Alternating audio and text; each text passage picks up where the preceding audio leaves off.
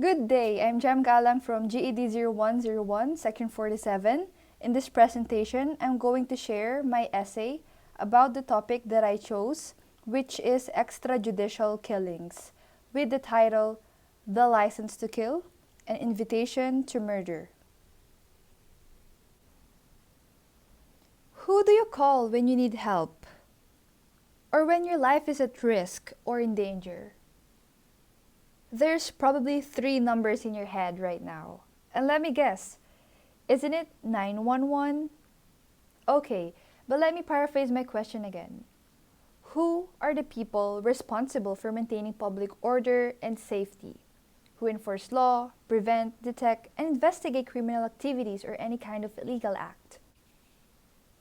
Aren't they called authorities and officials, such as policemen?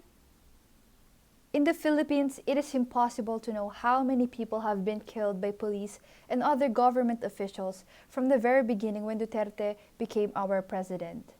Because our country is neither transparent nor consistent about how often it kills extra-legally. Meaning to say, many people lost their lives, all without the sanction of any judicial proceedings or due process.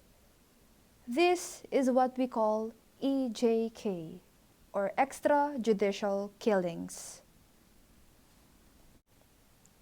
A large-scale extrajudicial violence is said to be an effective crime solution in the Philippines, yet false justifications only lead to crimes against humanity. The Philippines has reached an epidemic proportions of illegal drugs that are wreaking havoc on the lives of many Filipino families. The public perception of this current problem exacerbates as people live in an atmosphere of apprehension, thinking that anyone can fall on the brink or verge of false accusations. This proliferating drug issue of law enforcement and criminality remains the government's primary priority by punitive measures. When President Rodrigo Duterte assumed the office in June 2016, the government launched an unprecedented campaign against illegal drugs. As the prevalence of illegal drugs continues, the Duterte's administration declared a war on drugs propaganda that expanded into the areas outside of the capital. There have been over 7,000 state-sponsored killings in which many cases where alleged drug users have been killed in police custody. This escalation of vigilante-style killings has caught the attention of various groups and vigorous civil society. Hence, the President has defended and extended his anti-drugs campaign until 2022, in spite of the pandemic. This continues to serve as the cornerstone of his manipulative domestic policy of extrajudicial execution, which is considered by the majority as unjust, immoral, and unethical due to its sordid motives, implausible targets of accusation, and arbitrary execution of the law.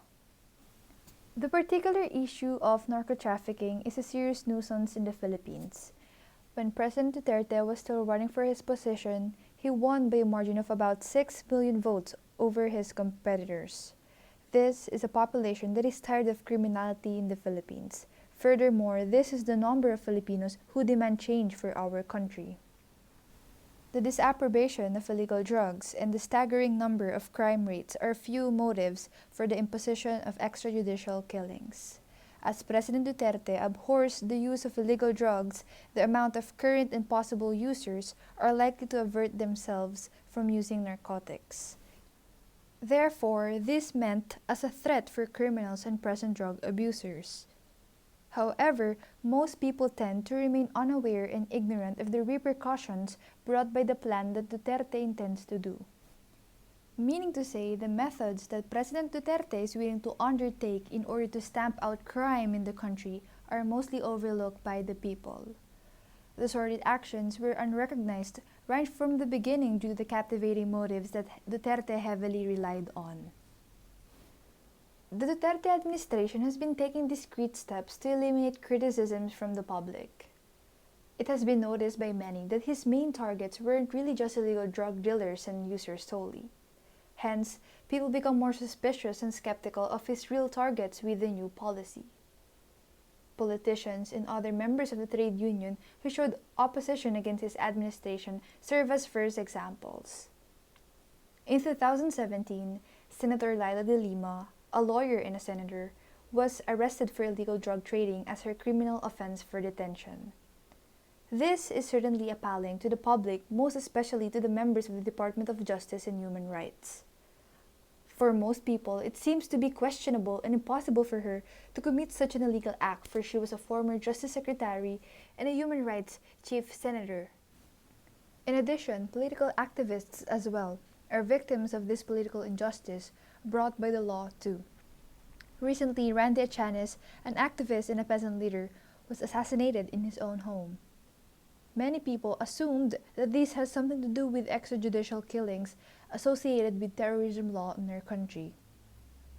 Randy was a longtime member of the Anak Pawis, an activist group, which makes people conclude one of the reasons why he was assaulted and assassinated unknowingly by an anonymous murderer in his own home.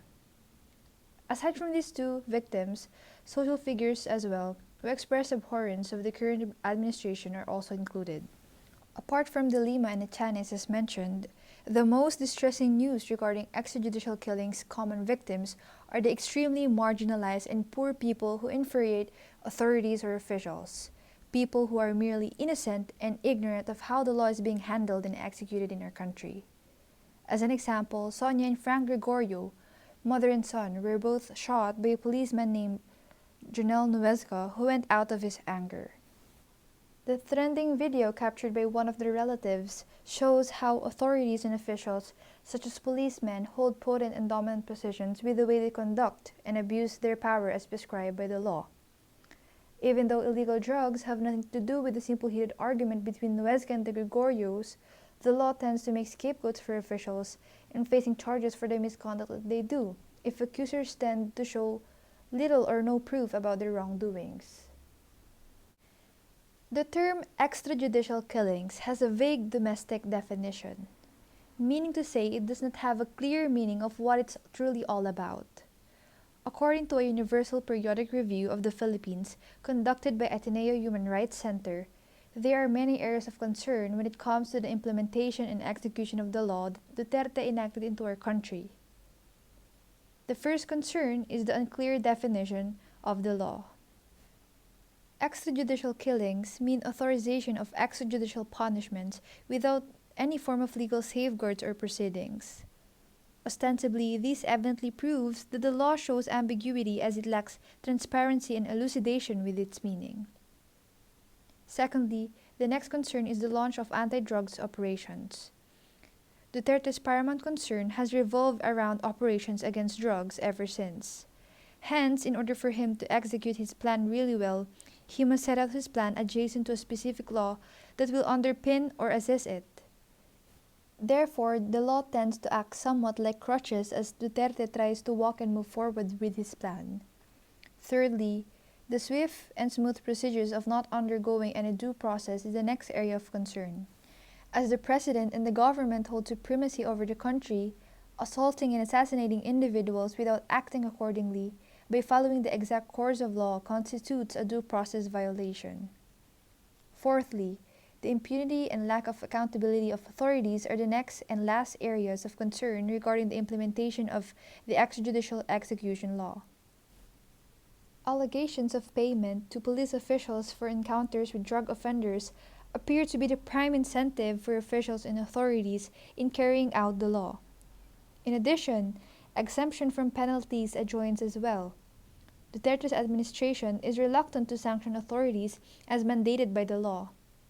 In short, the ill-gotten gains with impunity postulate the arbitrary decision of the administration. Therefore, the felonious nature of extrajudicial killings sums up why it shouldn't be ordained as a law or a policy. Extrajudicial execution is a growing concern in our country right now. Killing and murder of any kind by whoever, even by people of authority and power, for whatever reason, for whichever way, is not and will never be justifiable. The only sound solution and shrewd way to address the problem of illegal drug use in the Philippines is by proper use of law. Solutions such as investigating possible users and pushers, arresting positive tested users, offering rehabilitation and obliterating the killings are feasible ways in order to fight war against criminality and narco-trafficking in the Philippines. Therefore, extrajudicial killings must cease to exist, for it acts as a license to kill and an invitation to murder in our country.